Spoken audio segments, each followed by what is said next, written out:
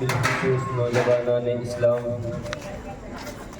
عمر رسیدہ بزرگان کرام، سامنے بیٹھی پردہ نشین خواتین ذوی الاحترام، السلام علیکم ورحمۃ اللہ تعالی وبرکاتہ۔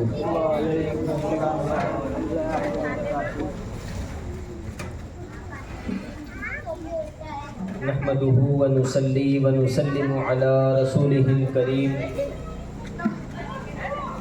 الحمد لله رب العالمين، والعاقبة للمتقين، والصلاة والسلام على سيد الأنبياء والمرسلين وعلى آلہ وأصحابہ وأزواجہ وأہل بیتہ وذریاتہ وعطرتہ وخدامہ وعشاقہ وجنودہ وعلى علماء شریعتہ وأولیاء طریقتہ وشہداء محبتہ وأنبیاء امتہ وعلينا معهم يا أكرم الأكرمين ويا غياث المستغيثين يا أرحم الراحمين، أما بعد فأعوذ بالله من الشيطان الرجيم، بسم الله الرحمن الرحيم، قل هو الله أحد الله الصمد لم یلد ولم یولد ولم یکن له کفوا احد۔ صدق اللہ المولانا العظیم، وبلغنا رسوله النبی الامین المتین المبین الکریم الرؤوف الرحیم، ونحن على ذلك لمن الشاہدین والشاکرین والذاکرین والحامدین، والحمد للہ رب العالمین۔ مختصر سی میری کہانی ہے، جو بھی ہے ان کی مہربانی ہے۔ مختصر سی میری کہانی ہے، جو بھی ہے ان کی مہربانی ہے، اور جتنی سانسوں نے ان کا نام لیا بس وہی میری زندگانی ہے۔ نعت محبوب داور سند ہو گئی، فرد عصیاں میری مسترد ہو گئی، اور مجھ سا عاصی بھی آغوش رحمت میں ہے، یہ تو بندہ نوازی کی حد ہو گئی۔ مجھ سا عاصی بھی آغوش رحمت میں ہے، یہ تو بندہ نوازی کی حد ہو گئی۔ آئیے سب سے پہلے ہم اور آپ مل کر آقا نامدار، دونوں عالم کے مالک و مختار، سید ابرار و اخیار، شہنشاہ دی وقار، کائنات کے اولین و آخرین، خلقت میں اولین بعثت میں آخرین، امام المرسلین شفیع المذنبین، طٰہٰ و یاسین رحمت للعالمین، برہان واجب الوجود، صاحب مقام محمود، منشاء رب ودود، جانی حامد و احمد و محمد و محمود صلی اللہ تعالیٰ علیہ وسلم کی بارگاہ بکس پناہ کے اندر جس طرح سے میں پڑھاؤں میرے ساتھ مل کر کے درود پاک پڑھیں۔ الصلاۃ والسلام علیک یا رسول اللہ،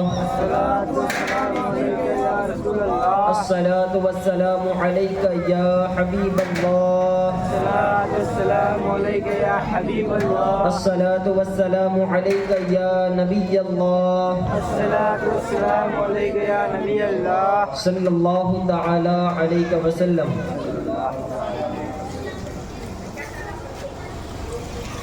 دیکھیں، جہاں جہاں تک میری آواز پہنچ رہی ہے ان کو میں بتانا چاہتا ہوں کہ 2 مرتبہ اعلان ہو چکا ہے پروگرام کے شروع ہونے کا، تیسری مرتبہ کوئی اعلان نہیں کروں گا، صرف اتنا ہی کہوں گا کہ محبوب کی محفل کو محبوب سجاتے ہیں، محبوب کی محفل کو محبوب سجاتے ہیں، آتے ہیں وہی جن کو سرکار بلاتے ہیں، آتے ہیں وہی جن کو سرکار بلاتے ہیں۔ اب جہاں جہاں تک میری آواز جا رہی ہے وہ لوگ سوچیں کہ سرکار نے انہیں بلایا ہے یا نہیں بلایا۔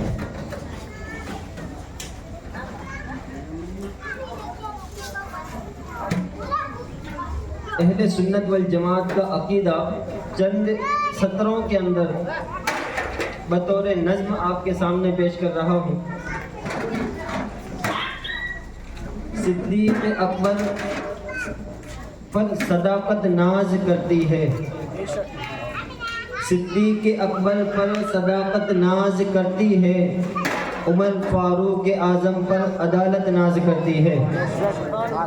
صدیق اکبر پر صداقت ناز کرتی ہے، عمر فاروق اعظم پر عدالت ناز کرتی ہے، عثمان غنی پر شرافت ناز کرتی ہے، مولا علی پر شجاعت ناز کرتی ہے، حسن ابن علی پر شہادت ناز کرتی ہے، حسین ابن علی پر استقامت ناز کرتی ہے۔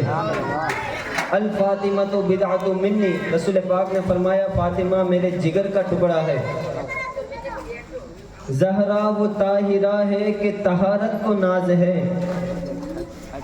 زہرا وہ طاہرہ ہے کہ طہارت کو ناز ہے، زہرا وہ عابدہ ہے کہ عبادت کو ناز ہے، زہرا وہ طاہرہ ہے کہ طہارت کو ناز ہے، زہرا وہ عابدہ ہے کہ عبادت کو ناز ہے، زہرا کے ہر قیام پر قدرت کو ناز ہے، وہ خود نہیں امام امامت کو ناز ہے، وہ خود نہیں امام امامت کو ناز ہے۔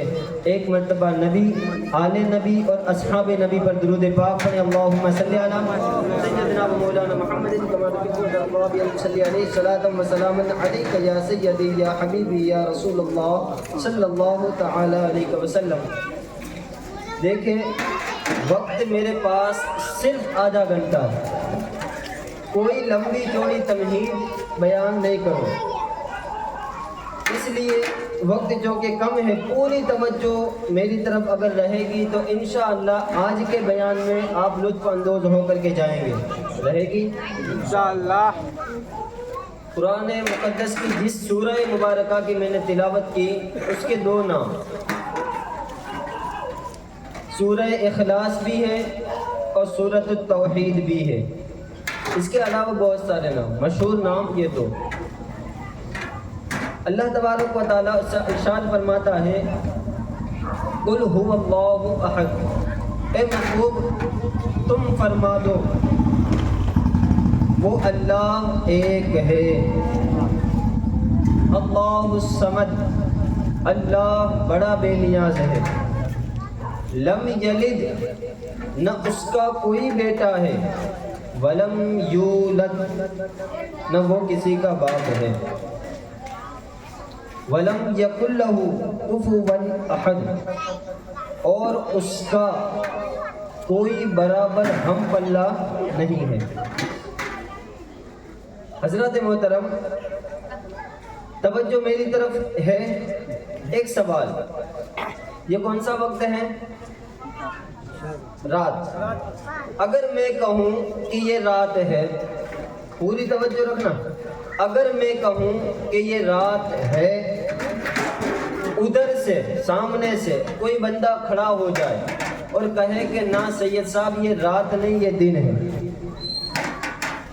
میں کہوں رات ہے، سامنے والا بندہ کہے کہ دن ہے، میں کہوں رات ہے، سامنے والا بندہ کہے دن ہے، میں کہوں رات ہے، سامنے والا بندہ کہے دن ہے، اب تیسرا کوئی شخص کھڑا ہو جائے اور کہے کہ آپ دونوں جھگڑا نہ کرو، آپ دونوں صحیح ہو، بہت گہری بات، دوسری بار نہیں کہوں، میں کہوں رات ہے، سامنے سے کوئی شخص کھڑا ہو کہے دن ہے، ہمارا جھگڑا ہو، تیسرا کوئی شخص کھڑا ہو اور کہے کہ تم دونوں حق پر ہو، تم دونوں صحیح، تم دونوں سچے ہو، ایک بات بتائیں، ہم دونوں میں سے تو کوئی ایک حق پر ہے اور وہ تیسرا یقیناً باطل ہے۔ اب جو میں نے کہنا تھا وہ کہہ گیا، جو میں نے کہنا تھا کہہ گیا، اب سمجھنا آپ کی ذمہ داری ہے، جتنا آپ کا ظرف وسیع ہوگا آپ میری اس بات کو اتنا اچھے سے سمجھیں گے۔ اگر کوئی کہے کھول دوں، کھل کے بیان کروں، اگر کوئی کہے سنی حق پر ہے،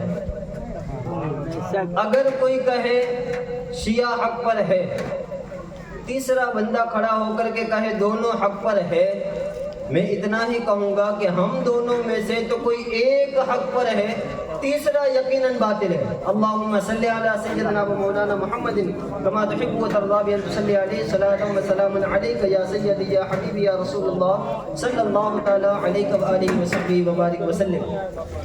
حضرات محترم، آج میں نے جس ٹاپک پر گفتگو کرنی ہے، مختصر اس کا نام دوں تو اللہ تبارک و تعالیٰ کی وحدانیت اور رسول پاک صلی اللہ تعالیٰ علیہ وسلم کی رسالت۔ ماشاءاللہ مائک بہت اچھا ہو گیا۔ اب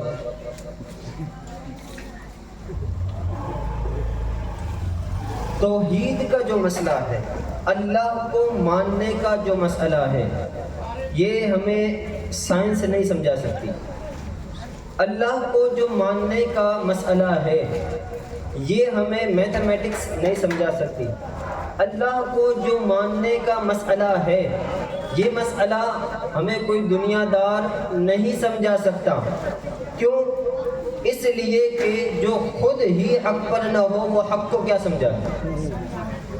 اچھا، اس سے بھی آسان انداز، اللہ تبارک و تعالیٰ نے اپنی وحدانیت کا ذکر فرمایا قرآن پاک میں، تو فرمایا قل هو اللہ احد۔ اللہ نے نہیں فرمایا هو اللہ احد۔ توجہ ہے، اللہ نے یہ نہیں فرمایا کہ هو اللہ احد۔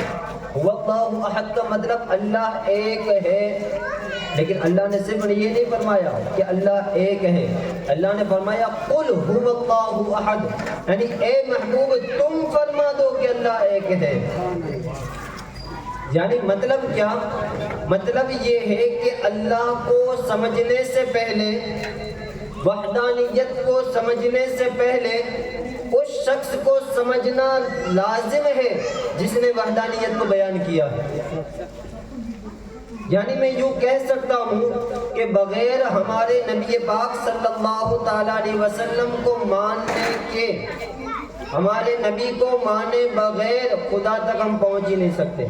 اگر خدا کو ماننا ہے تو رسول پاک کو ماننا یہ لازم ہے۔ آئیے دلائل سے بات کرتے ہیں۔ دلائل میں سب سے پہلا جو ہمارے ذہن کے بالکل قریب ہے، آپ لوگوں نے بار بار وہ واقعہ بھی سنا ہوگا، لیکن چونکہ ذہن میں بہت قریب ہے، قریب الذہن ہونے کی وجہ سے میں یہ واقعہ بیان کر رہا ہوں۔ ایک مرتبہ امام اعظم ابو حنیفہ رحمۃ اللہ تعالیٰ علیہ کہیں جا رہے تھے۔ آپ نے دیکھا کہ ایک بوڑھی عورت چرخہ کاٹ رہی ہے۔ چرخہ کس کو کہتے ہیں؟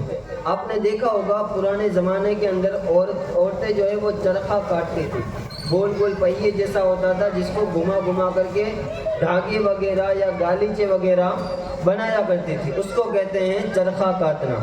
امام اعظم رحمۃ اللہ تعالیٰ علیہ اس بوڑھی عورت سے کہتے ہیں کہ اے مائی، ذرا یہ بھی تو بتا کہ کیا پوری زندگی تو نے چرخہ کاٹنے ہی میں لگا دی یا کبھی اللہ کو بھی سمجھا ہے؟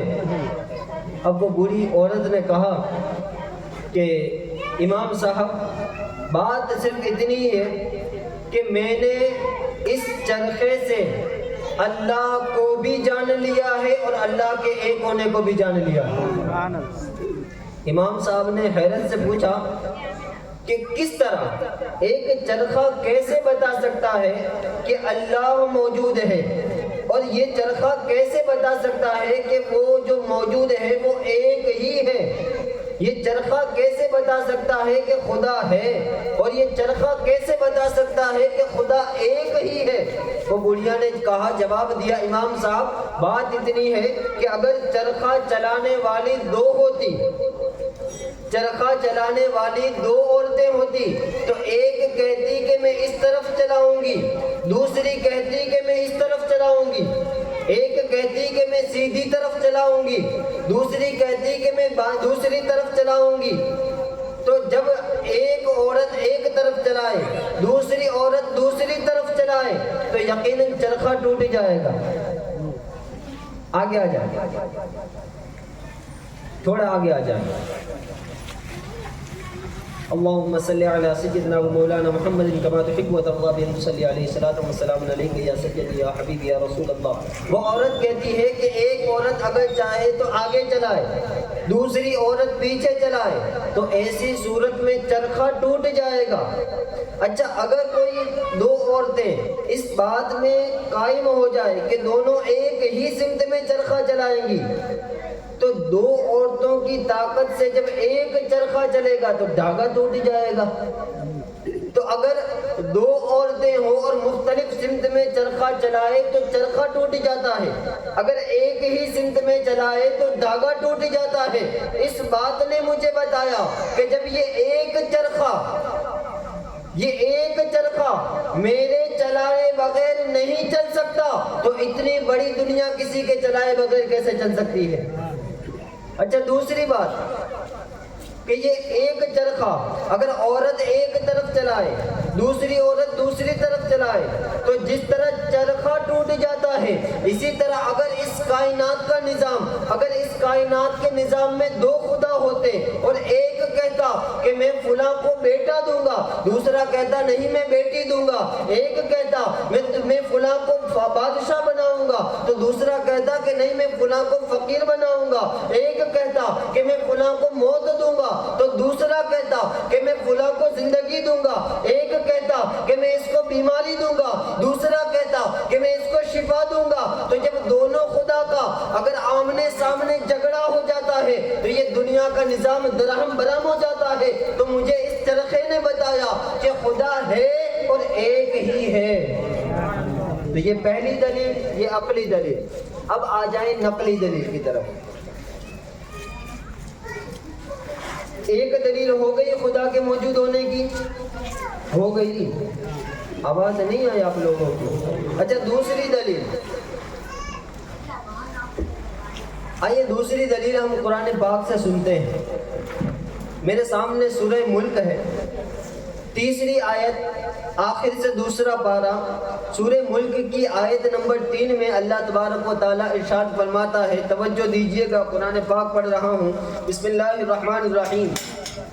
الذی خلق الموت والحیات الذی خلق 7 سماوات طباقا. کوئی تو ہے جس نے پیدا کیا، الذی خلق، کوئی تو ہے جس نے پیدا کیا 7 سماوات، 7 آسمانوں کو. کس طرح؟ طباقا، ایک کے اوپر ایک. پہلے پہلا آسمان، پھر دوسرا آسمان، پھر تیسرا آسمان، پھر چوتھا آسمان. اللہ فرماتا ہے الذی خلق 7 سماوات طباقا.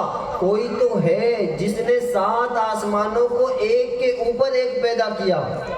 الذی خلق 7 سماوات طباقا ما تری فی خلق الرحمن من تفاوت. کیا تو نے رحمان کی اس بڑی پیدائش کے اندر کوئی فطور نظر آیا، کوئی خرابی نظر آئی؟ ما تری فی خلق الرحمن من تفاوت فرجع البصر. تو اپنی آنکھوں کو پھرا.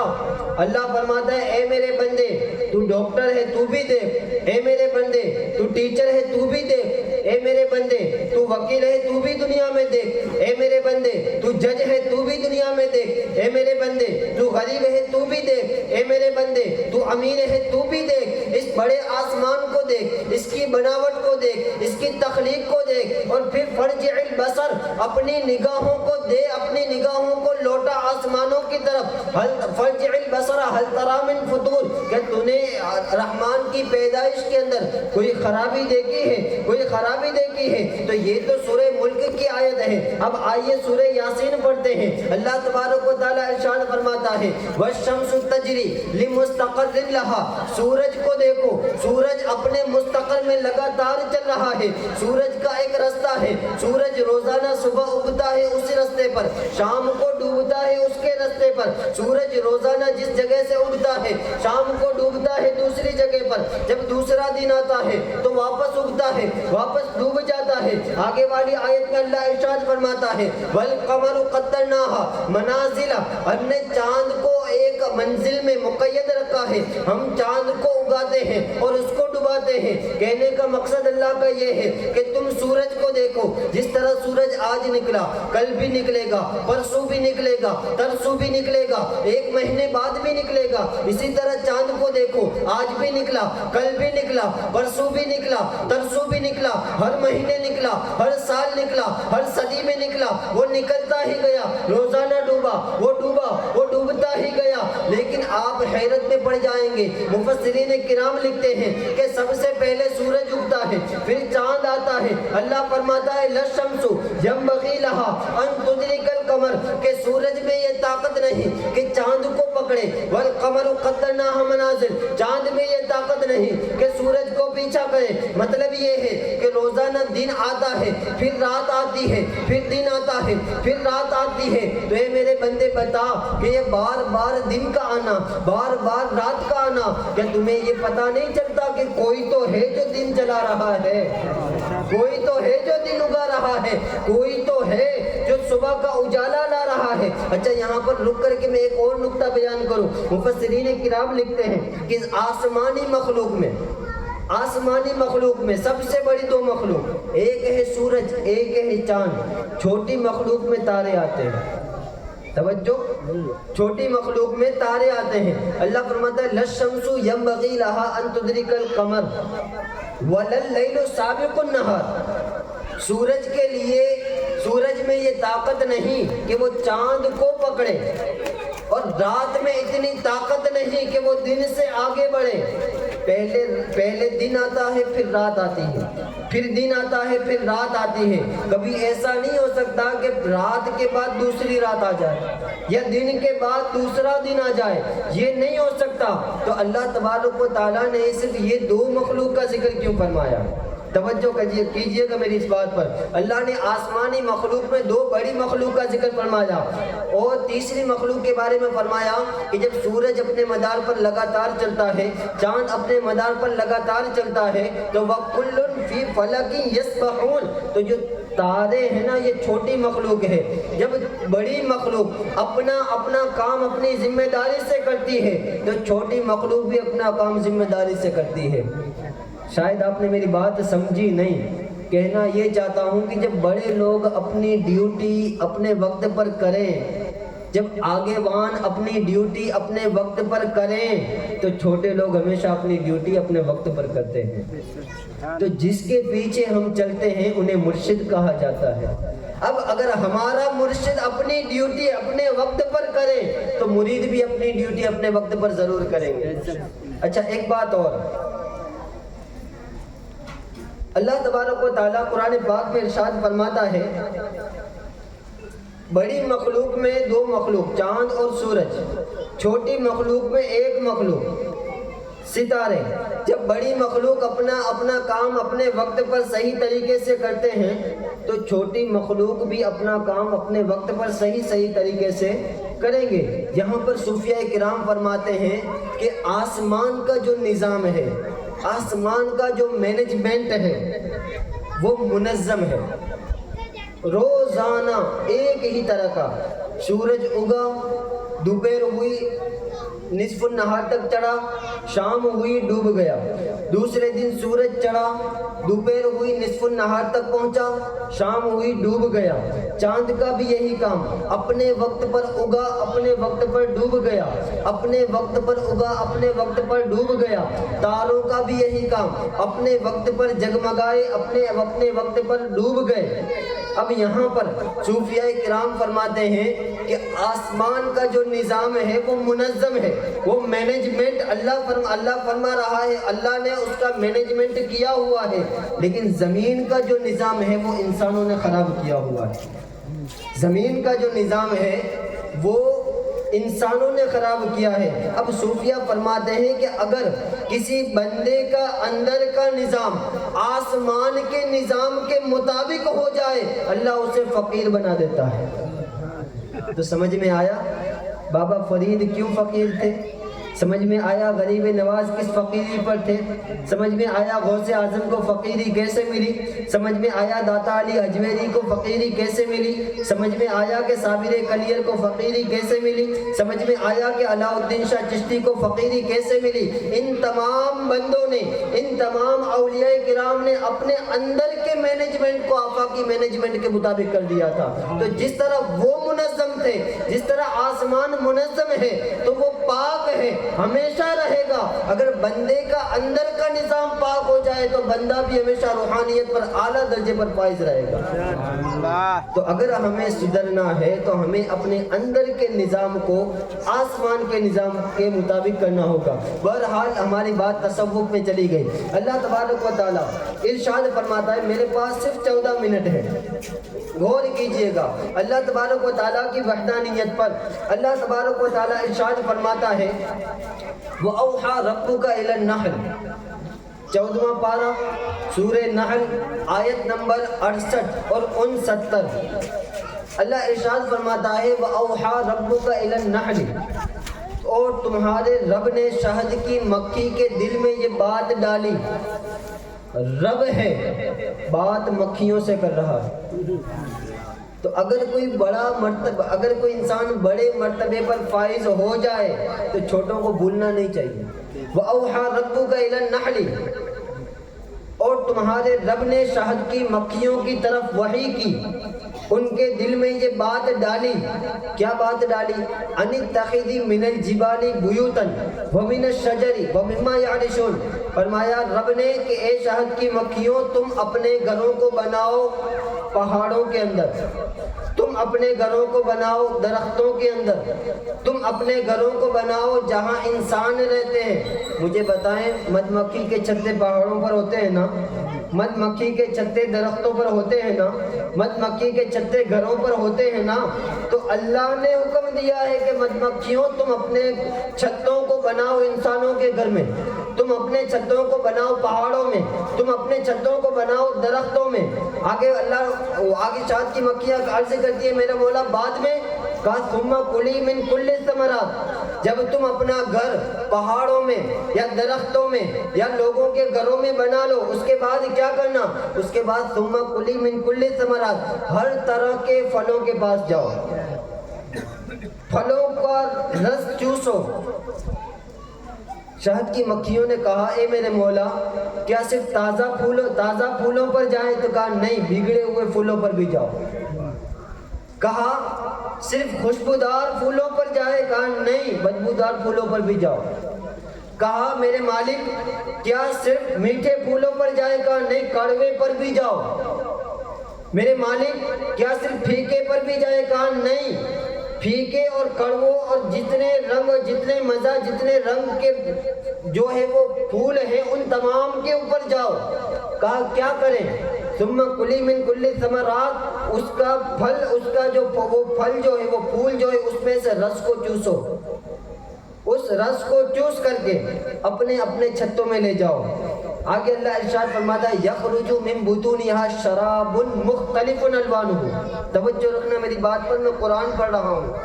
جب مدھ مکھی اپنے اپنے پھولوں سے، کڑوے پھولوں سے، میٹھے پھولوں سے، خوشبودار پھولوں سے، بدبودار پھولوں سے، تازے پھولوں سے، مرجھائے ہوئے پھولوں سے، المختصر کے ہر طریقے کے پھولوں سے جب رس چوستی ہے اور اپنے چھتے پر لے جاتی ہے، مولا آگے کیا کرنا؟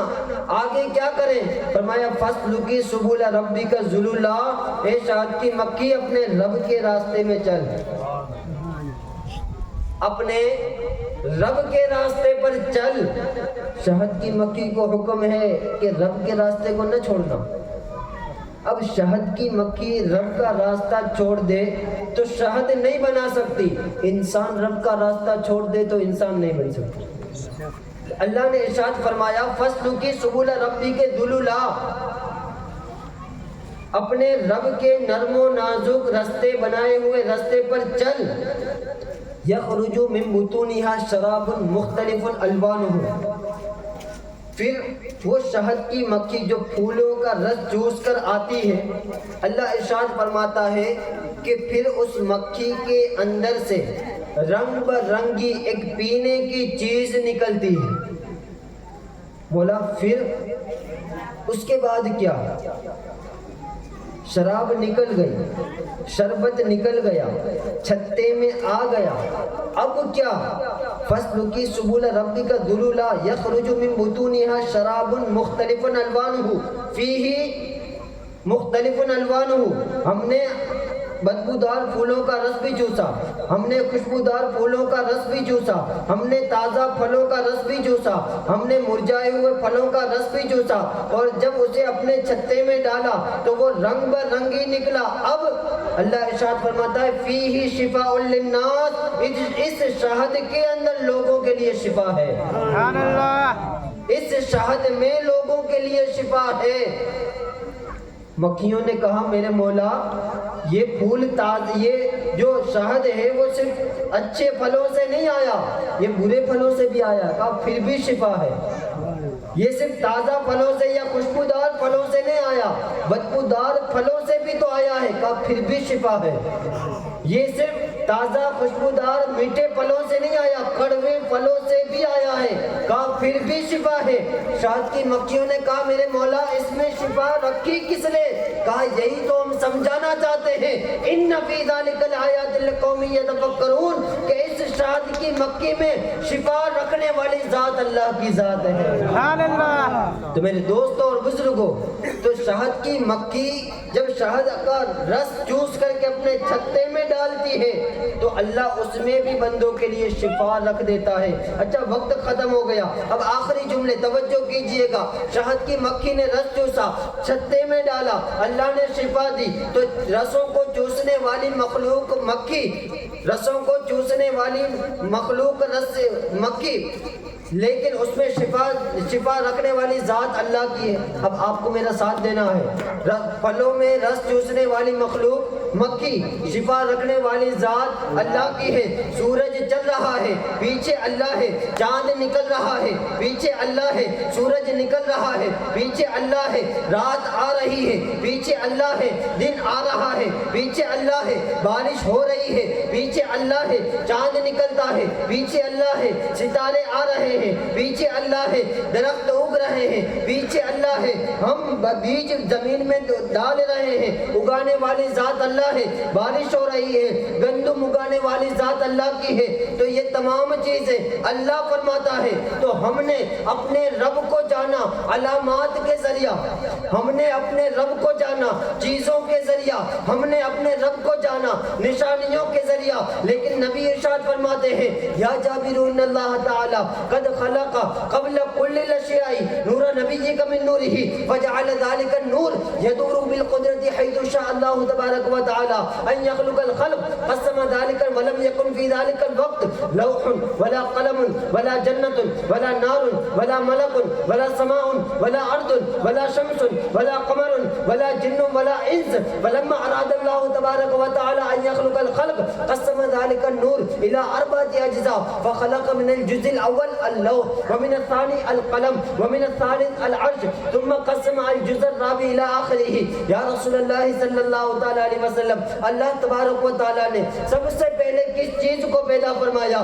اللہ کے پیارے رسول صلی اللہ تعالی علیہ وسلم ارشاد فرماتے ہیں اے جابر سن، جب جبرائیل بھی نہ تھا، جب میکائیل بھی نہ تھا، جب اسرافیل بھی نہ تھا، جب اسرائیل بھی نہ تھا، نہ یہ زمین تھی، نہ پہلا آسمان تھا، نہ دوسرا آسمان تھا، نہ تیسرا آسمان تھا، نہ چوتھا آسمان تھا، نہ پانچواں آسمان تھا، نہ چھٹا آسمان تھا، نہ ساتواں آسمان تھا، نہ سدرۃ المنتہا تھا، نہ عرش اعظم تھا، نہ قوس و قزح تھا، نہ قاب قوسین تھا، نہ جنت تھی، نہ دوزخ تھی، المختصر کہ زمین کی کوئی چیز تھی ہی نہیں، ایک خدا تھا، دوسرا مصطفیٰ تھا۔ سبحان اللہ۔ ایک خدا تھا، دوسرا مصطفیٰ تھا۔ اب توجہ کرنا، ہم نے خدا کو جانا چاند کو دیکھ کر، ہم نے خدا کو جانا سورج کو دیکھ کر، ہم نے خدا کو جانا بارش کو دیکھ کر، ہم نے خدا کو جانا پھلوں کو دیکھ کر، ہم نے خدا کو جانا شہد کو دیکھ کر، ہم نے خدا کو جانا زمین کو دیکھ کر، ہم نے خدا کو جانا آسمان کو دیکھ کر،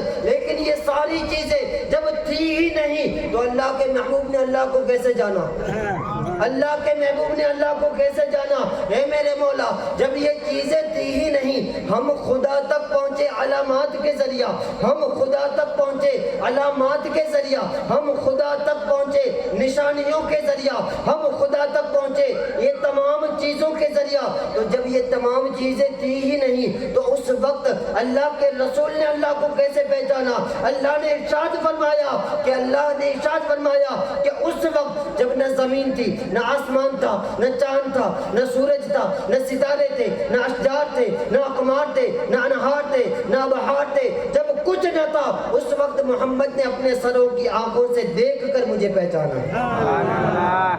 اب سمجھ میں آیا اللہ نے اپنی وحدانیت کو بیان کرنا چاہا تو فرمایا قل، اے محبوب تو کہہ دے کہ میں ایک ہوں۔ اس لیے کہ اگر لوگ کہیں گے تو سنی سنائی باتیں ہوں گی، تو کہے گا تو یہ تیری دیکھی ہوئی بات ہوگی۔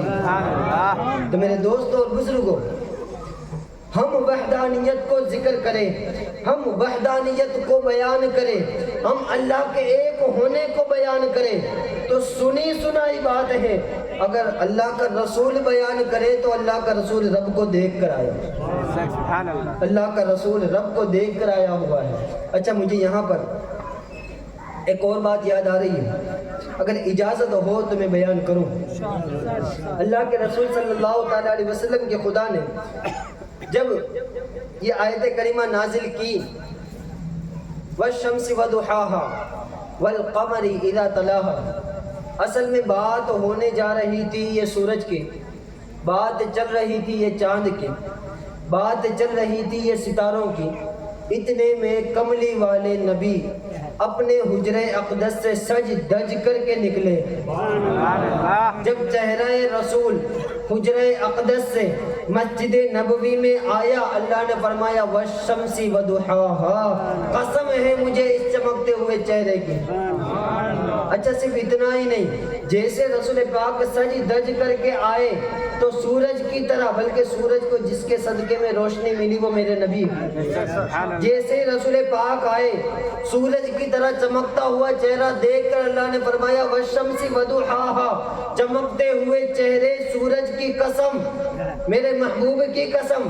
ابھی اتنی ہی آیت اتری تھی کہ پیچھے سے مولا علی آئے، اللہ نے فرمایا والقمر اذا تلاها، چمکتے ہوئے چاند کی قسم۔ بغیر حب علی مدعا نہیں ملتا، عبادتوں کا بھی ہرگز صلہ نہیں ملتا۔ خدا کے بندو سنو غور سے، خدا کی قسم بغیر علی کے ہرگز خدا نہیں ملتا۔ تو میرے دوستوں اور بزرگوں، اللہ تبارک و تعالیٰ کی وحدانیت پر یہ آج کا پہلا بیان ہوا۔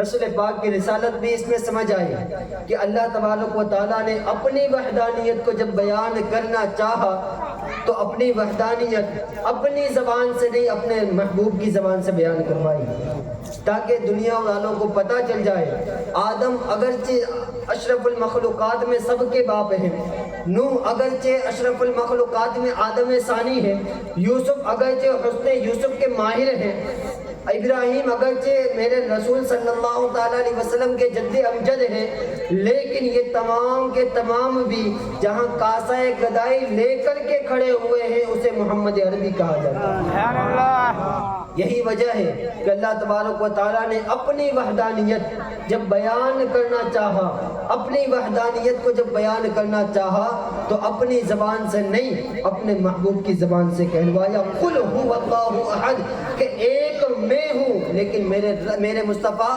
میں بیان نہیں کروں گا۔ اللہ صمد، صمد میں ہوں لیکن بیان میں نہیں کروں گا۔ لم یلد ولم یولد، خدا نہ کسی کا باپ ہے نہ کسی کا بیٹا ہے۔ ولم یکن لہ کفوا احد، کہ خدا کا کوئی ہم بلہ نہیں۔ یہ تمام کے تمام تعریفیں اللہ کی ہے، یہ تمام کے تمام توصیف اللہ کی ہے، یہ تمام کے تمام حمد اللہ کی ہے، لیکن بیان محبوب تجھے کرنا ہے۔ قل هو اللہ احد، اے محبوب تو فرما دے کہ میں ایک ہوں۔ اللہ تبارک و تعالیٰ کی بارگاہ میں دعا ہے جو کچھ بھی بیان ہوا اس پر ہم سب کو عمل کرنے کی توفیق و رفیق عطا فرمائے۔ وآخر دعوانا ان الحمد للہ رب العالمین۔ صلاۃ والسلام۔